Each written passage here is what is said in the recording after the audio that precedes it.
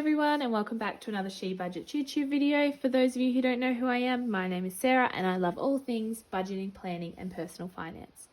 So in today's video, this is part 3 of setting up my budget planner. And we are going to be looking at setting up the visual trackers, the sinking funds and the events pages. So let's get started. So here is the visual trackers page. You get 8 trackers to track anything that you would like. So what thought I would do is I'm going to track our yearly goals on this page, and then if anything else comes up, I might track that one. But I thought I would just quickly show you. I'm not going to fill them all out because it will take way too long. I'll just do one for you to show you. So I might just do our car loan. So one of the goals was to pay off $10,000 off our car loan. So I will show you how to do that. I'm just going to do it on this side of the page. It's just easier to show you. So what I do first is there are 37 boxes here, and you have the dollar amounts here. So our goal was for car loan, and the goal amount was $10,000. And we wanted that by the end of the year. So I'm just going to say December 2023. And then the last box is date achieved. So when you achieve that, you can write the date there. So what I like to do is, if it's a debt that we're paying down, I like to do the debt going down. So I highlight down. But if it's savings for something, I do it up. That's just what I do. It makes sense to me, but yeah, you can do it however you like.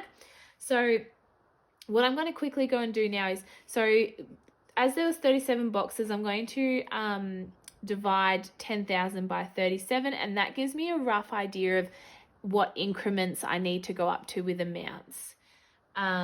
So if I show you, for example, 10,000, so I did this off screen earlier, but divide by the 37, so $270 roughly I have to work my way down by.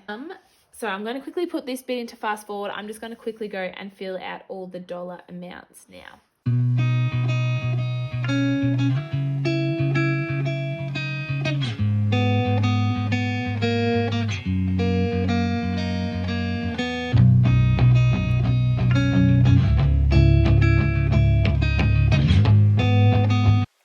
Okay, there we go. I think I made a mistake somewhere and missed one.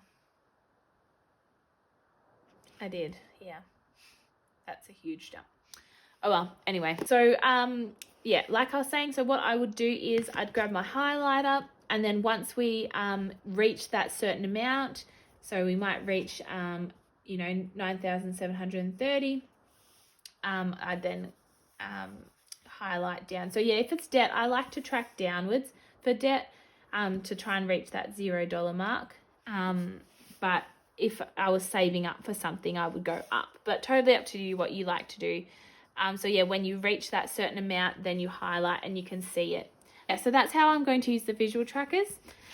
Moving on to the next page. Okay, so here we have the sinking funds overview page, and this is such a good page to get an idea of what sinking funds you want to save for throughout the year. So if you're not sure, sinking funds are small savings goals that you put a small amount of money away each pay cycle period. So we get paid weekly. So so it says here amount per pay. These amounts will all be weekly. You might get paid fortnightly or monthly. So you would make these your fortnightly or monthly amounts. Okay, so you have sinking funds. You have the goal amount that you want to save. You have the due date, the amount per pay, and then the start date you want to start that saving for the sinking fund. So I might just do a few of ours to show you. I might not do all of them because it might take too long. But so we first have Christmas sinking fund. Our goal amount for next year is going to be $2,000. We want that by October 2023. We are going to put away $40 each week away into that, and we're going to start that on the 28th of December this year. So we're going to start that one in the next couple of weeks. So start saving for that. Holiday is next. So we had that $10,000 amount. We want this by December 2023. We're going to try and put away $200 each week. We'll just see. Some weeks we might not be able to, depending. And we're going to start that one on the 4th of Jan 24. Oh, 23. That was meant to be 22. Sorry, everyone. 23. Getting ahead of myself. Then let's just do, so we've got Valentine's Day. We're going to start saving for. Colin and I like to go out like on a date night. We are going to save $200 for that. We want that by, I just said the 1st of Feb, in case we need to book somewhere. 23, $200 we're going to save. So we are going to have to put away, oops, sorry, that's meant to say $20. Gosh, I'm making mistakes today. Sorry, that really annoys me. $20. And we are going to start that one on the 4th of Jan as well. 23. So I'm going to fill out the rest and I'll just put it in fast forward so this video doesn't take too long.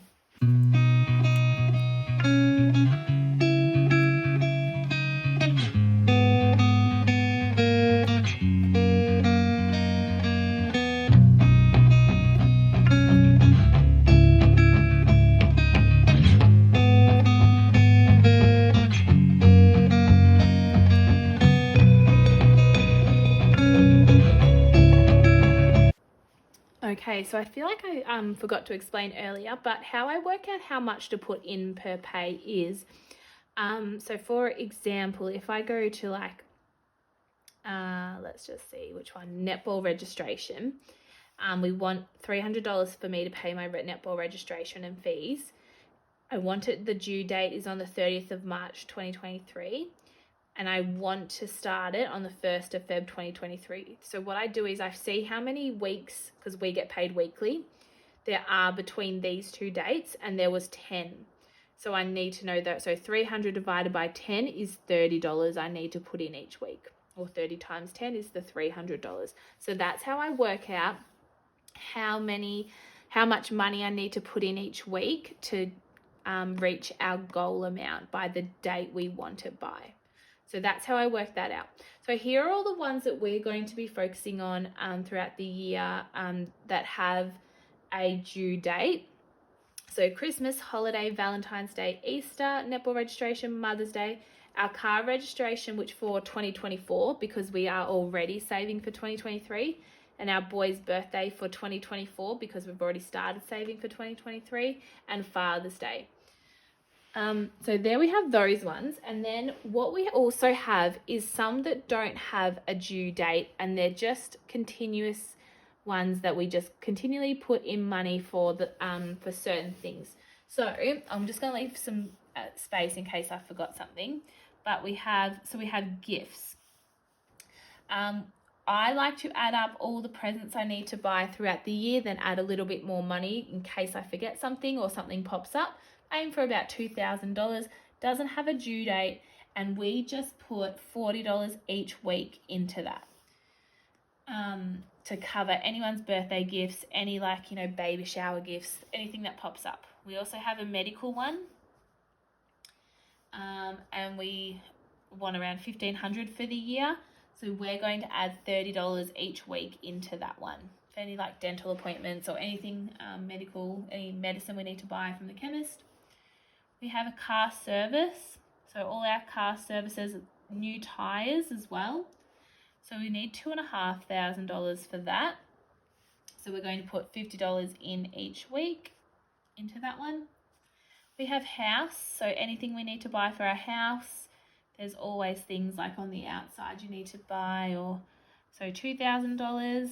We're going to put in $40 into that one each week. We have family fun, so this is things like on weekends, if we want to go and do something, like go to the zoo or something, we have money to be able to do that. We don't really have a goal amount, We just want to put $50 in each week. It might add up. We might not use it for the week, but do things like that. Next thing we have is events. So these are like we know we have a wedding next year, or any events that come up that you need to pay. You know, like a Hen's Day or Bucks Day or something pops up that you need to pay for. So we're just going to put $10 in each week for that.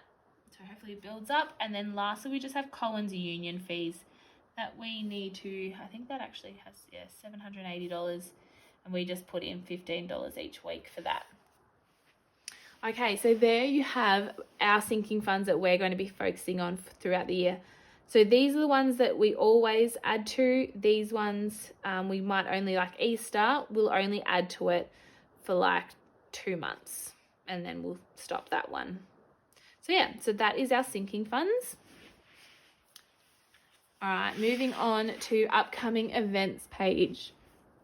So on this page, I like to add any birthdays that we need to budget for, any weddings, any of big events that we know that are coming up for the year, so we can make sure we have the money set aside for it. So I'm not going to go through all of the months. I might just fill out one.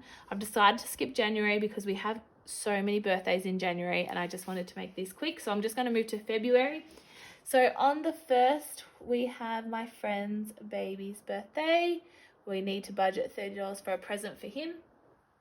On the 9th, we have my brother's birthday, and we need to budget $40 for him. And on the 25th, we have a wedding, a friend's wedding, and we need to make sure we have $150 for the present set aside for them. All right, and then that's what I do. So I know, so when I'm filling out like my monthly calendar for February, I fill out all the bills, and then I flip to this page and go, I need to add these as well to make sure we have enough money in there. So that's how I use that page. Like, you can use it however you like, but that's just how I like to use it. All right, flipping over. We have our challenges. They're pretty self-explanatory. Your 52-week challenge, your $5,000 challenge. We haven't decided what we're going to save for these yet. Maybe like new clothes with one of them, to buy ourselves new clothes throughout the year or something for next year. Not sure. Haven't decided. Let me know below what you're going to use the challenges for. All right, and then lastly, we have the gift list. Now, this is pretty self-explanatory, but I'll quickly just do like an example. So my birthday is on the 6th of Jan. And you write the name of the person, how much we budget, $200 for our presents. Then you can write actually what you spent to see if you went under or over. And then if you have a gift idea. So if Colin's watching this, I want a handbag. Or you might put where the store is from, and then you can tick it once you've bought it. And so you can go through and so from this page, your events page, add all your birthdays, and it's great when you thinking of idea throughout the year, and you can write it down, or a store that something they've said. So it's a great place to keep that. You might not want to use this for birthdays. You might want to use it as your Christmas gift list. Totally up to you. But that is it. So I hope these videos have been helpful of how I'm setting up my budget planner. Like I said in previous ones, this is how I set it up. You might want to do it completely different. But yeah, hope they are helpful in helping you to set up yours. If you are still wanting to purchase one, we still have the pink A4 and the A5 Plus Sage on our website still available. So head on over and grab yours today. Thank you so much for watching. If you have any questions, leave them below. Please like this video and subscribe to my channel if you haven't already. Thanks again. I'll see you in the next video. Bye.